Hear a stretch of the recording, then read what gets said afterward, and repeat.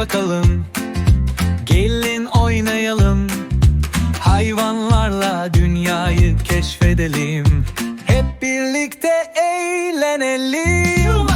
Eğlen, gül, hep birlikte olalım. Hayvan dostlarla bir maceraya çıkalım. Renkli, mutlu, her şey harika. Çocuklar ve hayvanlar, eğlence başladı.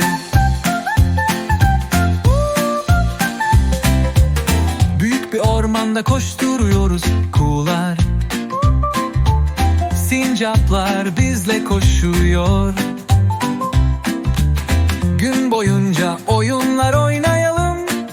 Hayvanlarla dans edelim. Eğlen, gül, hep birlikte olalım.